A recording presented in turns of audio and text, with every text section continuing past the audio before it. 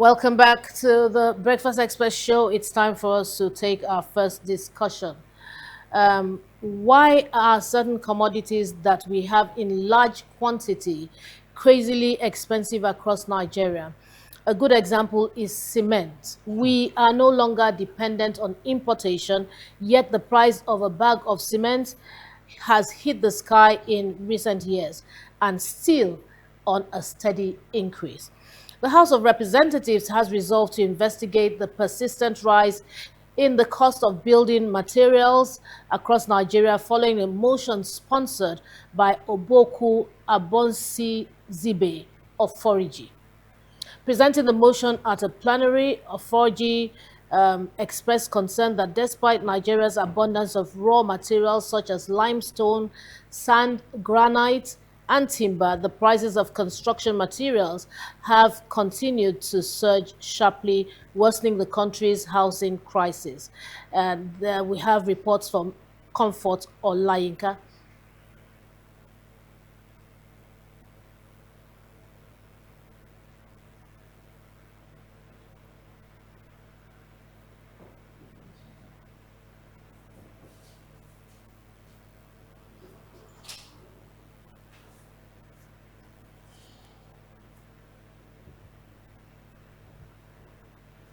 Honorable Abon Sizibe of 4G noted that the price of a 50 kg bag of cement has increased from about 7,500 in late 2025 to between 11,500 and 12,100 naira in 2026, while steel, sharp sand, granite, and timber have also recorded major price hikes. The lawmaker warned that the trend is fueling Nigeria's estimated 28 million housing deficit, escalating rent and property prices, increasing the cost of government infrastructure projects, and threatening jobs in the construction sector valued at over 25.7 trillion. The House is concerned that the price of 50 kg bags of cement has risen sharply from above 7,500 in the late 2025 to between 11,500 and 12,100 in 2026, representing an increase of approximately 50 to 60% within a short period of time. As further concerned that within the same period, steel prices have increased by 20%. In another development, a former chairman House Committee on Ethics and Privileges, Nicholas Osai, defended consensus candidacy as a legitimate option recognized by the National Assembly, while maintaining that direct primaries remain the most inclusive method of candidate selection. A good reason for legislating for a consensus arrangement. Consensus can be built up when a family in a political party believes that we should give peace a chance to allow one of us to go. But the most democratic aspects of the lawmaking and the clause that the current 10th Assembly have put is a direct primary. And APC National Working Committee has aligned with direct primary.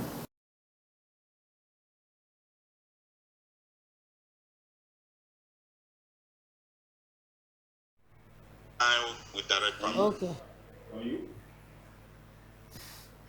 Well, welcome back. Okwe, I mean, it's on the table for discussion. Both of us will look at it and we'll turn it inside out. And, you know, we're asking questions here. Perhaps we may not get the answers right away, but, you know, we'll be expecting calls to come in. We'll be expecting people to contribute to the program. And of course, the number to call is 0707 3800959. Please be part of this program today. We never can tell. Maybe the right answers may come from the people, the viewer, the callers. All right. So, Okwe, here it is on the table. Everything is skyrocketing, is going higher and higher. And we're not talking about things that we're importing now. We're talking about things that we produce here in Nigeria, and the prices are skyrocketing on a daily basis. Now we start to ask ourselves, is it really a government problem? Is it a fallout or a ripple effect of certain things, certain government policies, or certain, raw materials and all of that that come in for importation? What exactly is it that's making these prices skyrocket? There are a lot of factors, and when you look at this administration, there's been a lot of flexibility around the market forces dictating certain things. So the Minister of Finance just came out to say that they trust the market forces to, liberalize the conversation. So, in a way, when you have an economy that is this fragile, economy that depends so much on importation, and economy that depends so much on consumption, the bigger risk is to have monopoly, or to allow monopoly to continue to thrive. How many cement manufacturers do we have in Nigeria? Potentially, how many can we have? Or how many should we have? So when you have two major power blocks, dictating the production, dictating the distribution, dictating the circulation in the market, it's for them to decide and say, today I want to sell a bag of cement for 12,000, because you don't have alternative. You would have to buy. So I made that reference, if you could remember, a couple of weeks back, that the guy that sells tomatoes for me, I was asking him that, why do we have this rise? And he said, because the tomato farmers in Nigeria prefer to export to Niger Republic and Ghana, because they sell higher than they sell in Nigeria.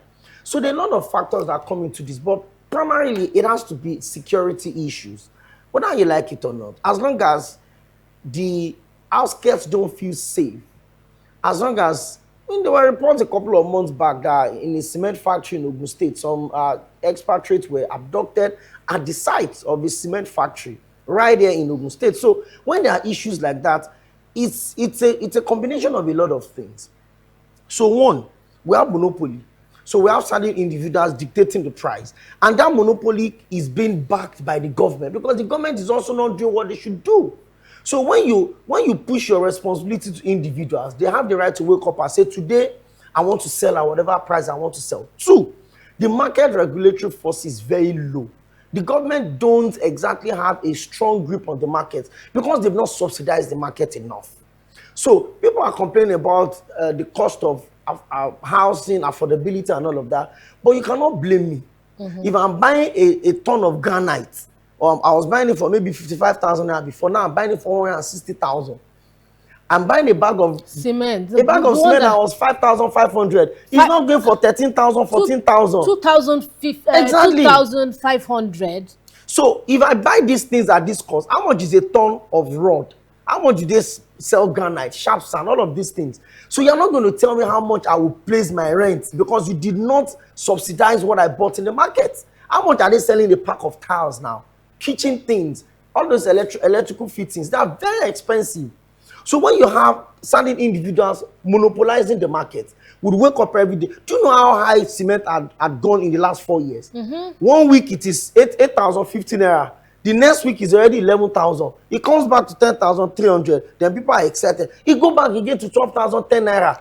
Okay, are you building a house somewhere? No, so because no, you're giving me facts and figures. Yes. And I can substantiate this fact. And I like the way the producers always do. Starting to suspect. Yes, now they'll remove like 300 naira.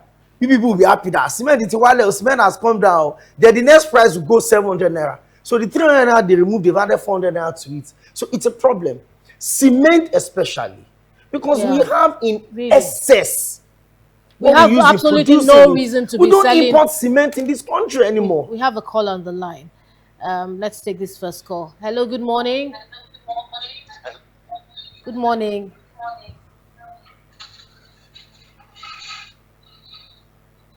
Well, this is our first caller, and we can't hear him. The simple reason we cannot hear him is because he has turned up the volume of his television set. And so what we always say to you before you call, please turn down the volume of your television set so that we can hear you. You know, the whole essence is for us to hear you, for you to be able to contribute to the program. If you don't turn down the volume of your TV set, I think it's an effort in futility, because we won't be able to hear you. You don't need to hear yourself, if you know what I mean, because you're the one speaking. So please, for everyone who's going to be part of this program, please turn down the volume of your television set before you call us. Otherwise, you're just going to be eating into our time unnecessarily because we won't be able to hear you. All right, okay. Yes, so the government have to be proactive about this. The times are tough, and it's difficult these days to put things together. And so if the government feels the market forces are trusted enough to dictate pace, then they should know that Nigerians would have to feel it. And I've always said it, there's no economy in the world that does not subsidize things. There's no economy in the world that does not provide incentives at difficult times. If you look at the economy, for instance, of the United States, of Canada, or Britain, they subsidize their health sector heavily. That is why even an immigrant can still enjoy free medical services. Free. My cousin's wife gave birth in November last year, and on a video call, if you see the gift that she went home with, free in Canada. So when you have a country that refuses to, spread the wealth across for every citizen to enjoy. And it's not that they don't know how to do it. It's not that they don't know that this happens in other countries. The only thing that is being subsidized right now, if you ask me, is politics. Everything is being subsidized. How is politics subsidized? Okay, good. I love that question. Okay, I'll tell you. For example, you're in politics, we're both in politics, and you want to buy a form, that costs like about 100 million. I'll buy it for you. I help you to keep your money. I help you save your money. That's the only thing that's being subsidized right now. Investor. If you ask me. So, I mean, there are certain words we cannot use on television, but I wish I was having a one-on-one. I probably would use certain words because it's like they don't understand that they are in those positions because of us. They're supposed to be looking out for you and I. And if they're not doing it, what they should do then is to say, you know what, we can't do it. We don't understand how to do it. We only know how to look out for ourselves. So you know what, would like to step down. We're not honorable. We're not ready to serve the people. It's all about us and our pockets. Guess what? What goes around comes around. I will say it on every program. Every program, because what goes around comes around. This is an extended family system in Nigeria. We have cousins, we have in-laws, we have all sorts of relatives. My brother's uncle's wife's sister's friend. You see? And somehow, one day, it's going to come around. And they say, he who wears the shoes knows where it pinches. Listen, when it comes around to that person who is closer to home, you will understand that it started to hit home. Right now, we're still playing. But guess what? The only constant thing in life is change. The change will come, whether we like it or not. So, you know what? The people that are being oppressed, let them be patient. It's coming round. This table's turn. There's nothing anybody wants to do. It must turn, okay? I've seen oppressors also feel oppressed. And in most cases, many people cannot even take what they're dishing out. They can't. It's a struggle. Because you've always seen yourself as someone being in the position of advantage. So when you become the disadvantaged person, they cry and they shout.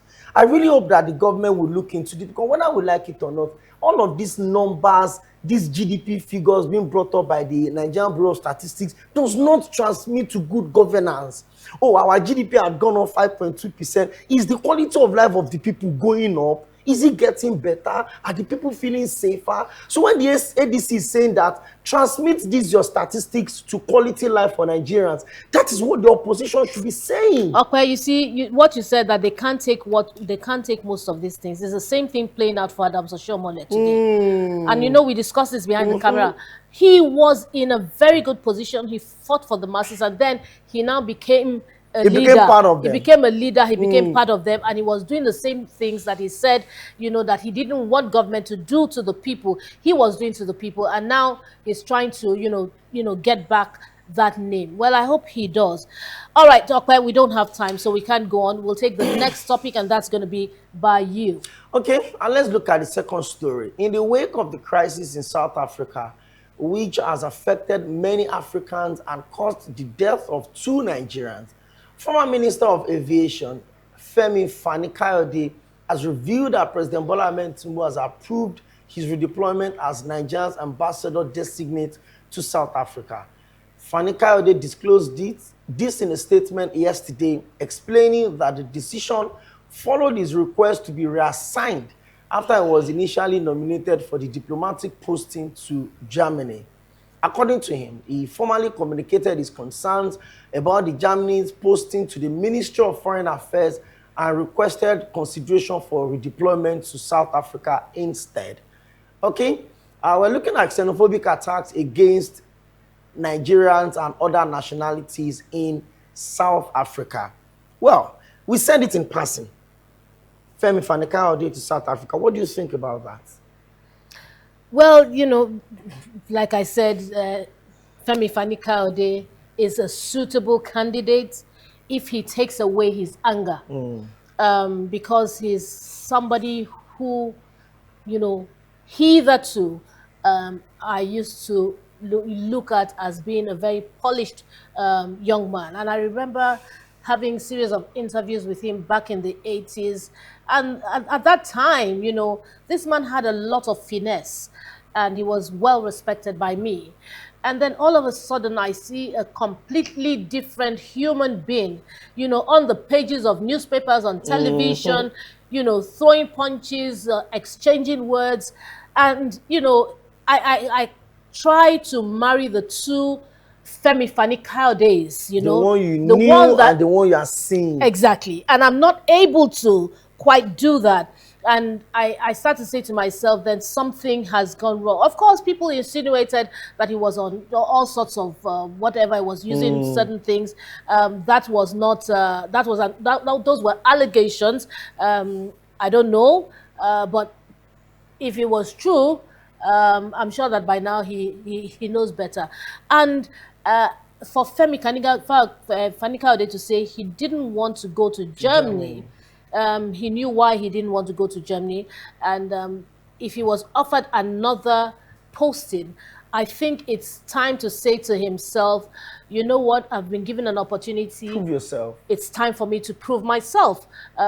First of all, to Nigerians and also to the one who has sent me here. I will go there and stand for Nigerians, represent Nigerians, ensure that justice is brought to book for the Nigerians who have lost their lives, for the Nigerians who are paying taxes in South Africa and are being treated like they're not legal, those who are legal. I wish that he would go there and put his foot down for, you know, Nigerians who are being rubbished in South Africa.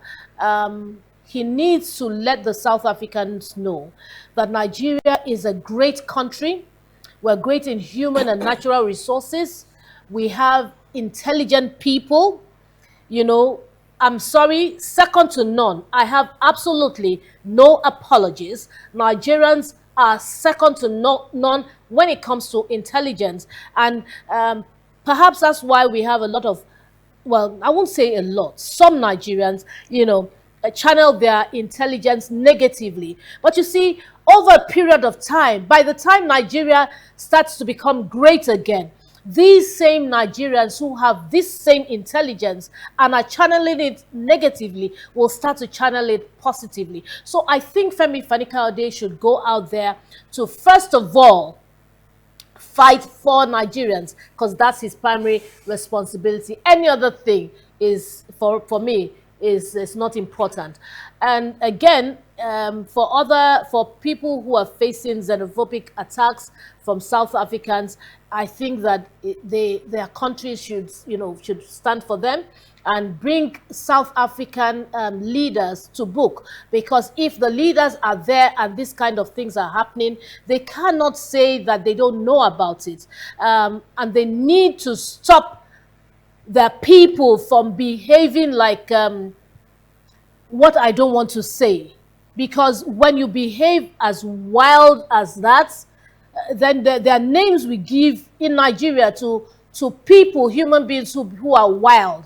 in their character, in their attitude, in their behavior, their names we give to them. And I don't want to mention such names. I don't want this station to be sanctioned. I don't want to be sanctioned myself. I'm not out of fear, but you know, South Africans need to be more refined when it comes to, and more civil when it comes to dealing with foreigners. They should be welcoming, because the truth is that Nigerians spend a lot of money in South Africa, whether they're going for tourism, whether they're going there to stay illegally or legally. They spend a lot of money in South Africa. Take the Nigerian away from South Africa, and South Africa will shake. Don't forget the role that Nigerians have played in South Africa regaining its freedom.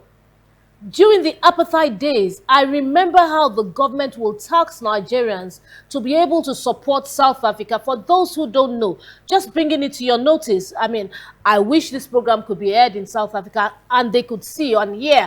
I mean, because you have a lot of youths fighting and they don't even know where all of this is coming from. If one tribe or nationality should be reverenced, should be, I won't say worshipped, should be respected, it should be Nigerians in South Africa, because they say he who pays the piper dictates the tune. We are not paying the piper, as it were, but we have helped. Yeah, I mean, we've helped, you know, the piper to get to a point where he can pipe. You know, the whole issue around the xenophobic thing, I blame the Nigerian government of the past. If we had been transactional with our help to South Africa, they won't be doing all this that they are doing. Look at US. I don't quite get that. Let me break it down. Look at US, for instance. If US is coming to help you, it is because they want to get something from you. Yeah. If US is coming to help you fight your battle, they will tell you that if I help you win this war, I will take first option of refusal on your earth resources, on your gold, on your. So if you don't want my support, let me stay on my own. And that is it. But Nigeria went with a big brother energy, from fighting during the World War in China, fighting. You look at what happened. See, South Africans are doing this now. God forbid that anything happens to Nigerians in Liberia, they will forget the role that Nigerians played during the ECOMOG. God forbid anything happens in Sierra Leone, they will forget the roles that Nigerians played in Sierra Leone. God forbid anything happened in Benin Republic, they will forget what Nigerians did in December when they had a coup, saved their democracy. Yeah. Because we kept going there like big brothers. We're not having options. South Africa, I'm going to tax my civil servants to push whatever the ANC was doing. But in return, in the next 50 years, you'll be visa free. My citizens coming to your country. Oh, I'm going to support you, don't worry. I watched the video of Winnie Mandela day before yesterday, and she was talking about the fact that after the apartheid, that the first person that reached out to her was late Mariam Babangida, the then wife of the head of the military head of state. And what did she do? That overnight, Mariam Babangida changed her wardrobe, and she got her dresses that was making her look elegant and beautiful after the apartheid. Even the first speech of Nelson Mandela, directly at his back, there was a big banner, "Thank you, Nigeria." Those were the roles that we played. Nigeria was offering scholarship to South African students, both in secondary school and university, to come and school in Nigeria. Please hold your thought. But I need to cut you at that point because I don't want to forget. You see that scenario that you spoke about, that the Nigerian flag and, you know, the big banner and saying, you know, "Thank you, Nigeria." I think those are the kind of advocacies that South Africa should be doing, should be playing these things repeatedly on television, you know, just to remind the people where they're coming from and how much Nigeria has helped to bring them to where they are. These are the kind of things, these documents and the documentaries and, you know, documentation should be repeated on radio, on television, on the papers, on social media. All of that will bring their people, will help rather bring their people back to realization. I'm sorry to and I think this is where the Nigerian embassies and our foreign missions, especially in South Africa, need to step in.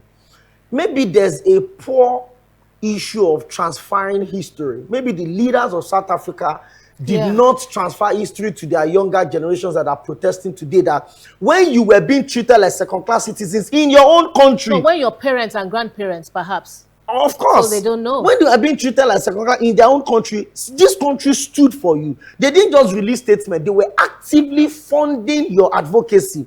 I watched Julius Malema, the head of the opposition, the Freedom fighters. And he was talking about the fact that he would rather come to Nigeria over and over again to come and enjoy a good and well-prepared meal of jollof. He was specific about what their desires are about Nigeria.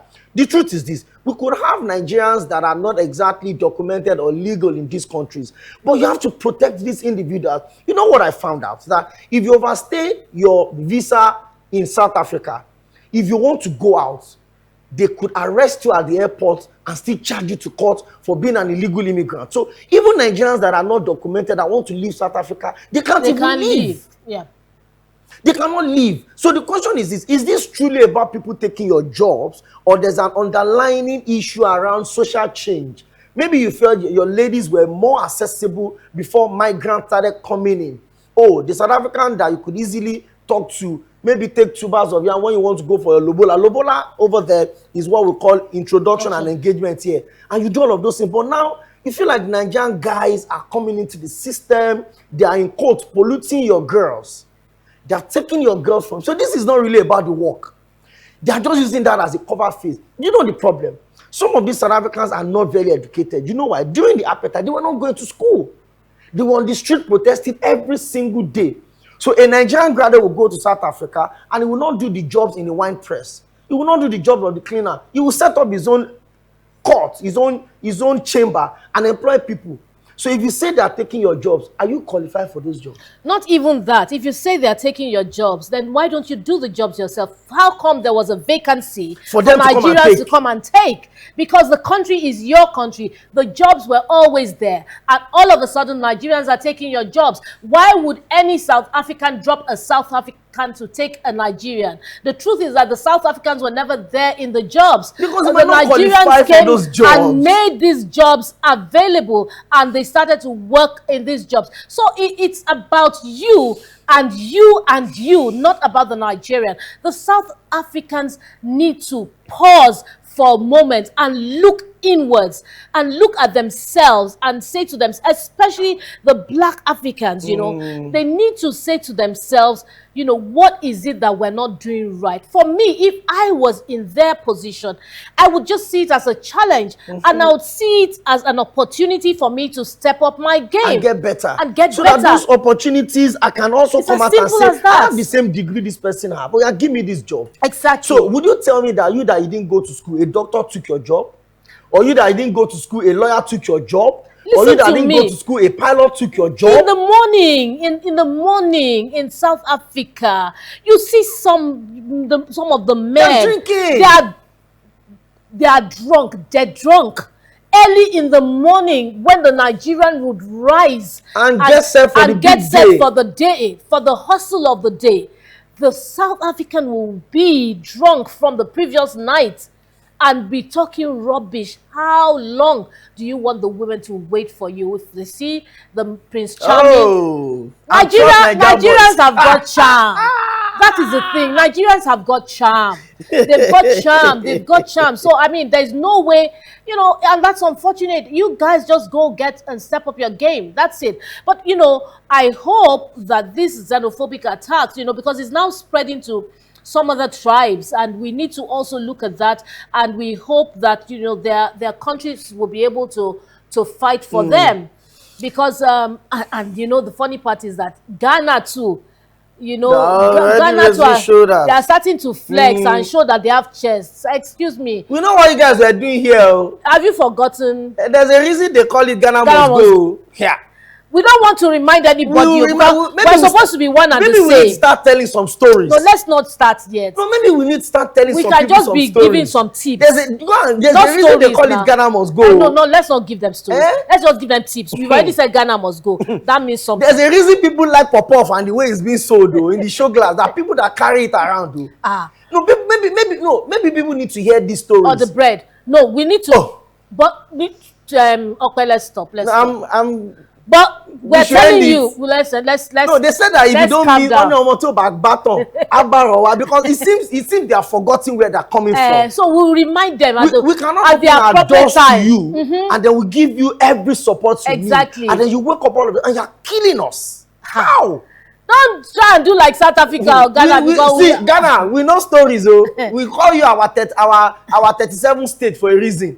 Charlie. Charlie, relax. Charlie, relax. be warned.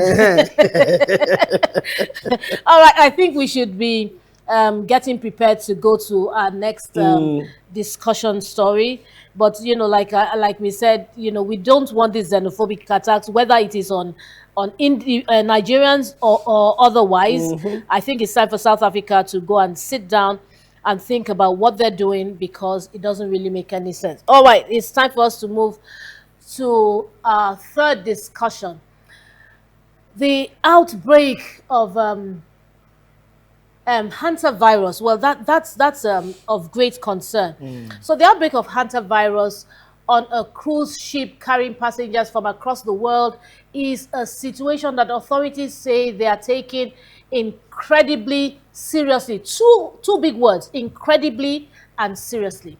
3 passengers have died either on board or after traveling on the ship, which set sail from Argentina a month ago. 4 others have been medically evacuated from the ship for treatment. A huge operation is in place to trace people potentially exposed to the virus who have already taken flights home to numerous countries. Oh my God, including the UK, South Africa, the Netherlands, the US, and Switzerland. I'm surprised that Nigeria is not on this list, because we don't do cruise ship. Don't say that. We do a lot. In fact, we do too much of cruise ships. Okay, so the topic today is how worried should we be about the hantavirus? Let's listen to the Director General of the World Health Organization, Dr. Tedros Adhanom Ghebreyesus, while he speaks. Let's hear what he has to say. So far, 8 cases have been reported, including 3 deaths. 5 of the 8 cases have been confirmed as hantavirus, and the other 3 are suspected. While this is a serious incident, WHO assesses the public health risk as low. It also shows why the international health regulations exist and how they work. WHO is working with multiple governments and partners on the response under those regulations. Our priorities are to ensure the affected patients receive care, that the remaining passengers on the ship are kept safe and treated with dignity, and to prevent any further spread of the virus. I asked Prime Minister Pedro Sanchez of Spain to accept the ship, which he agreed to do, and I thank Prime Minister Sanchez for his generosity, solidarity, and meeting his moral duty. The ship is now sailing for the Canary Islands, and we're confident in the capacity of Spain to manage this risk, and we're supporting them to do so. Once again, we assess the risk to the people of the Canary Islands as low. WHO has provided guidance to the ship's operator on the management of health on board the vessel. A WHO expert boarded the ship in Cabo Verde and has been joined by 2 doctors from the Netherlands and an expert from the European Centre for Disease Prevention and Control, who will stay on the ship until it reaches the Canary Islands. They're conducting a medical assessment of everyone on board and gathering information to assess their risk of infection. WHO is developing step-by-step operational guidance for the safe and respectful disembarkation and onward travel of passengers and crew when they arrive. We have also arranged for shipments of 2,500 diagnostic kits from Argentina to laboratories in 5 countries. WHO will continue to work with all relevant governments and partners to provide care for those who are affected, protect the safety and dignity of passengers, and prevent onward spread of the virus. So the question we'll ask is, why is this an important conversation? There is no vaccine for this virus yet, and that's why it's important. Let's take a look at some of the pictures. Odi, can we have some of the pictures on the screen, and then we can, open the lines after we've done that. Hantavirus, primarily transmitted through dust from rodent droppings, causes severe lung disease in the Americas and Europe. with symptoms including fever, muscle aches, and breathing difficulty. With 50% fatality rates for HPS, prevention includes ventilating spaces, disinfecting, and rodent control. The 2026 anti-strain reported rare person-to-person transmission. Okay, so you just saw it from America and Europe, and then you start to say, okay, what are rats doing in America and Europe? Because some people have the impression that there are no rats in America or in Europe, and Nigeria is the only country that's full of rats. But let me tell you, I want to dispel that is a myth, especially in New York, where you have a lot of eateries and all of that. You see rats bigger than the ones that I've ever seen in Nigeria. And this is not running down anything. It's just to say that it is what it is. We have rats in Nigeria. Doesn't mean that we're bad people. It doesn't mean that anyone who has rats is bad. But what we're saying is that these are the carriers of the hantavirus. And we don't have any vaccine for this hantavirus for now. So we must be extra careful. And then again, because Nigerians, have a lot of these big rats as well. Okwe was cracking a joke behind the scene when he said that, well, Nigerians eat rats, so we already have an antidote for it. I just laughed. There's a kind of rat that Nigerians eat. We eat the bush rat. No, depends on where you're coming from. Depends on what part of the country you are. Since we've been eating rats, it's time for us to be more careful of the ones about the kind of rats that we eat, because if we don't pause for a moment to think and process it, we'll be eating a rat that is carrying the hantavirus. And honestly, right now there's no remedy. Okwe, I'm kind of worried for you, because this one that you're saying people eat rats in Nigeria. No, I don't know if you eat, and I don't expect you to tell me live on television that you eat rats. But as my own person, my personal person, I'm trying to. You don't get it. I'm trying to advise you. Okay, please, before you eat the next rat, and you check well. Cook it well. No, don't cook it well. Just avoid it. Avoid it for now. It's the fact that the World Health Organization could raise such a very huge red flag, means that it's something they're taking extremely serious. And you may think, it's far from us. That was why we thought COVID could never come. COVID-19 was far. It's a Chinese disease. The Asians will curtail it. Guangzhou is far from Lagos. Before you know what was happening, we're struggling badly with it. Ebola is not here. We'll contain it. Before we know what's happening, it took some people paying the ultimate price for us to get safe as a country. And I really hope that the Nigerian government is also being on standby in terms of how, God forbid, it comes into the country, because the world is such a global village. Somebody can be in Argentina today and be in Lagos tomorrow. And so if you don't have the relevant, mechanism to check at the point of entry, and then the person comes into the country, although good enough, it is not yet traced to have a direct communication, like, human to human transfer yet. It's still going through some clinical process to establish if it can be transferred like Ebola or like COVID. So it's picked up from the droplets of rats. If rats feast on your food, or you pick the droplets, that's where it can be picked up for now.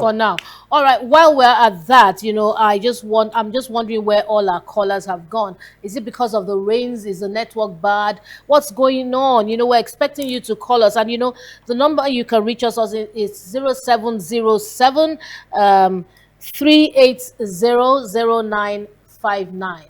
0707-380-0959. Please, we're expecting your calls. Try and reach us on the program today. We're actually missing our callers, our regular callers especially.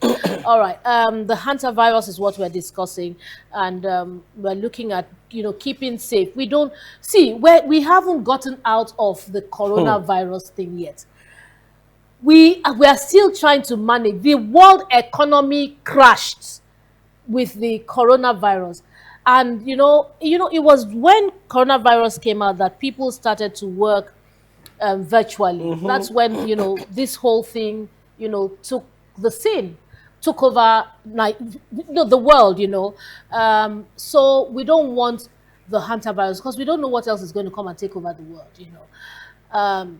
Please, please, please, and please, let's, you know, try and recover from coronavirus before this new one comes. And I really hope that they're able to do the contact tracing. That is really very important.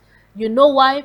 Because that man who has gone to England, the man who has gone to Switzerland, the one who's gone to America, will have a Nigerian friend, a Nigerian colleague, a Nigerian swimming partner. South Africa was even listed on one of those countries. Know, and with this one that is happening now, Nigerians coming to South Africa Nigeria now, we have to be very careful. We have to be extremely careful. Very careful. And so, you know, yesterday when we were talking, we were saying we may need to go the way of COVID in terms of prevention. So please, please, and please, if you have your face masks or nose masks, you know, just keep them close to you, put them in your pocket, put them in your bag. When you're going into a crowded place, use them. Try and sanitize your hands. Make sure you have sanitizers in your purses and in your bags. It's about to go up again. Make sure you wash your hands all of the time. When I get home, the very first thing I do is wash my hands. You know, I've been used to that from childhood, so it wasn't difficult for me to do it during COVID. So, you know, some people need to do that all the time. Let's just keep it safe. You know, it's better to be safe than sorry. And I also hope that the federal government will start sensitization program now. Right now. You know, during Ebola, a lot of people died from misinformation than from the Ebola itself. I remember that time I was part of a team doing a project in Kaduna State. People were putting salt inside water to bathe. And do you know how many people died because of misinformation? A lot of people. No, but I don't think the government will tell them to put salt in water. No, that's what I'm saying. They were misinformed. The people on the street were telling them something different. And the government was not providing good enough information for them to believe those things. So people were bathing with salt, people were bathing in the afternoon. You know, people were doing so many things that was counterproductive to their health, and people were dying even before they picked up the Ebola.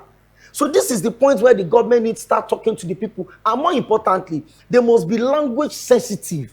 Don't go and use English in a community where Igala language is more appropriate. Don't go and use Yoruba in a community where Pidgin is more effective. And I think this is where the National Orientation Agency, they've been enjoying salaries doing almost nothing. The Central Ministry of Information, this is where they need to start reaching out to the people, start talking to the people. So that, because one of the things that really affected us the most during COVID was the fact that we're just coming out of recession as an economy. Then COVID just came and just hit us. Bam, everybody. Just put us back. So we're struggling. God forbid that anything happens to this economy as we are now. We are better than this in 2019, though, and we struggled. God forbid that anything happens and then we have to shut down the economy where we are right now. A lot of people would die. It will be shutting down a lot of lives, you know. So we really need to ensure that the government does what it's supposed to do. We must, you know, sensitize the people. We must inform them. We must educate them, tell them exactly what the hantavirus is, how to avoid, you know, getting the hantavirus. We'll tell them how to keep safe and, you know, just general hygiene rules. You know, it's very important. And I think the government should look at reviving, you know, the advocacy agencies. And let me just quickly use that opportunity or seize the opportunity to call dear Lagos State Governor Babajide Sanwo-Olu to please, you know, try and do something within Lagos State. As usual, Lagos State always swings into action. You know, so we don't want to wait. We want to be proactive. We don't want to be reactive. This time, we want to start to set the ball in motion so that people would be on top of the game. I remember during Ebola. You mentioned Ebola. Yes, Ebola was the one that was really, really even more deadly than coronavirus than COVID.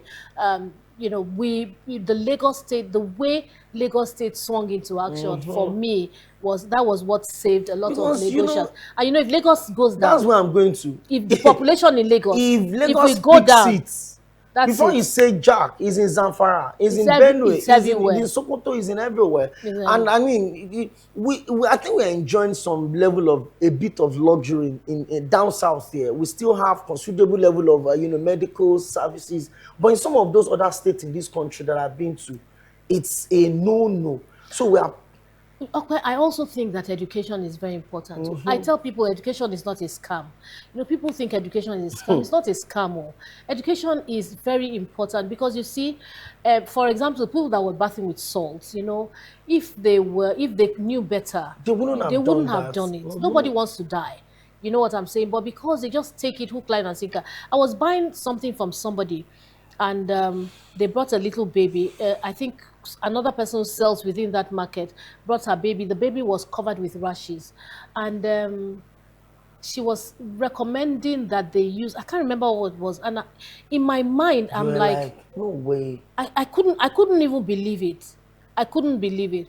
But you see, that's the way it is. One person will say use this, and because within their community, It spreads fast. yes, they believe themselves, they trust themselves and all of that, and they keep doing these things. And then I wanted to leave without saying anything, But you couldn't. but I couldn't. So I just said to them, I said, why don't you take the child to see a doctor? But before that, perhaps you should use calamine lotion so the child can get some relief. That was much I could do. And so that's how information is passed around, and it's incorrect information. So that's why the government needs to swing into And we're action. also doing the best we can, We can, as yes. part of our social responsibility as a media, was sensitizing the people and then making them understand that if, God forbid, antivirus eventually pops into the country, you have to take all the precautionary measures that are made available to you. If you don't believe in, unfortunately, there's no vaccine for it yet. Yet. Some people didn't believe in the coronavirus. A lot of people didn't take it. Well, I did. And I'm proud I did. Because there are a lot of myths around, they took it to make you infertile, it to make you obese, it to make you this, it to make you that. I'm here, I'm bouncing. Good. You're not obese. I'm not. You're not ill. No, I'm You're not. not infertile. I'm good. You're good. I'm good. All right, good to go. All right, really, that's the much we can take today on the program. Thank you so much for joining us, for staying tuned, for watching the program, whether on YouTube, whether on your television sets, terrestrial, or whether on, or through any other means. Thank you for being there with us and for us.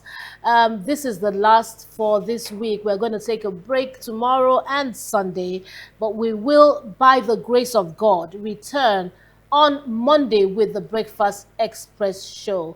I don't know why we didn't have enough callers today, but we'll be expecting your calls on Monday. Please, join us on Monday for another edition. And stay safe. The rains are here now, and I hope that the government would also act and keep the people safe. My name is Okpeyemi Akiyande. Enjoy the rest of your weekend and join us on Friday.